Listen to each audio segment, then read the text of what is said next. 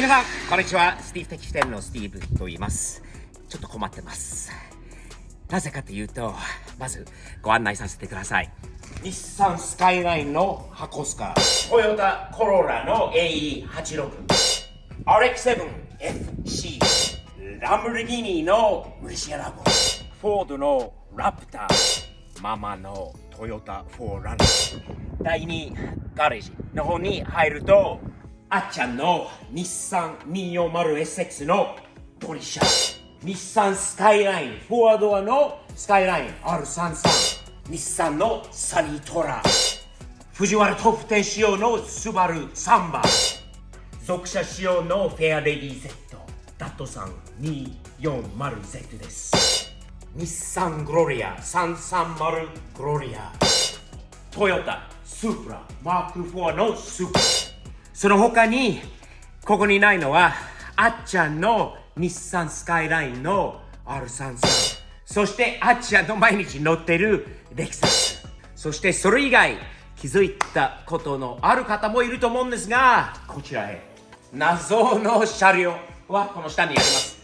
実は2年前からここにカバーかかったままであります。まもなく皆さんにお見せしたいんだけれども、困ってることはご覧のようにさっきのガレージでご案内させていただいた通りのことでございます。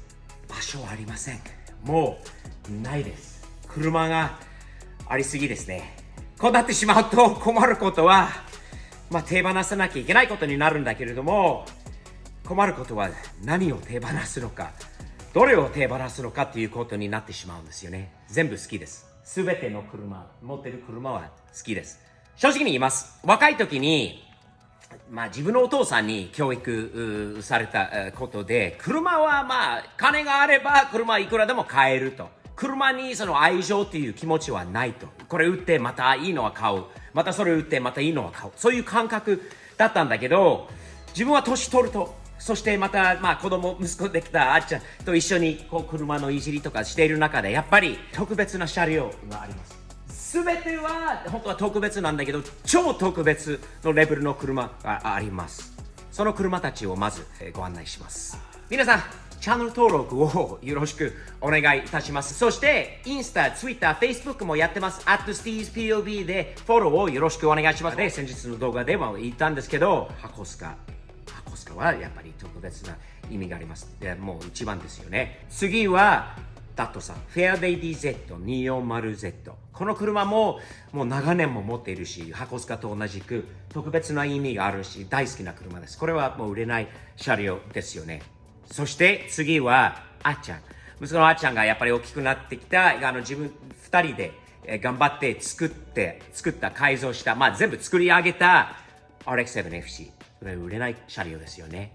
そしてもう一台あっちゃんと一緒に作った車はトヨタの AE86。それも売れない車。その4台はもう超特別レベルになります。場所が必要です。もう一つの理由があります。集中したいです。集中力のないスティーブ。スティーブさんの車、中は全部ボロボロです。スティーブさんの車はもう仕上がりにならないから、もう途中でやめて。正直に、その通りかもしれないですよね。あっちこっちに今度ちょっと集中したい。新しいプロジェクトのトヨタスープラに集中する必要があるのと、このカバーの下にある車も見たい方もいっぱいいるのかな。2年以上も寝かしてますよ。見せたい。そのために車売ることにしました。どれなのでしょうか。ちょっと売ろうかなって言ったら、近くに住んでいる日本車を持ったことないアメリカ人一人が出てきて、明日、明後日に多分取引が完了後に、とりあえずその新しいオーナーのことを紹介しますが、大切にしてくれるオーナーさんに譲りたいと思う。ゴミにしたりとかあれしたりするじゃなくて、新しい日本車仲間をできるっていうのは一つの目的です。販売じゃなくて、そういう転売とかじゃなくて、新しい友達と日本車仲間をもっと増やすための目的です。ご存知の方も、これかなって思う方もいるかもしれないんだけど、このスカイラインですね。このスカイラインです。素晴らしいスカイラインです。R33 のフォアドアのスカイラインです。買った時と今の見た目が全然違います。楽しくこうやらせていただいたプロジェクトなんですが、スカイライン結構あるというか、箱スカがある。そしてあっちゃんの2ドアのスカイラインが後で出てきたので、4ドアのスカイラインは売ってもいいんじゃないのかなと思って、実はこの車の、先これからの新しい所有者がもう決まったので、近日中に、その方のこともご紹介、いたします。チャンネル登録をよろしくお願いします。そして StevePOV.jp でスティーブの商品、ステッカーもある、T シャツもある、新作品をどんどん作ってこうアップしていきますので、StevePOV.jp と Amazon Japan をチェックして、ください。出会いもあれば別れもあることですよね。スカイライン出しておきました。このスカイラインの新しい所有者が、決まりました。綺麗な車両ですよね。アレンさんの紹介をまもなくしますが、初日本車です。なんかトヨタのピックアップトラックかなんか持ってるらしいんだけど、日本仕様のものが初めてになるので、アレンさんは近くに住んでるし、またね、日本車の良さが分かってくれて、すごくいい人です。紹介します。Good morning, Alan. Good morning. Thanks for coming, man.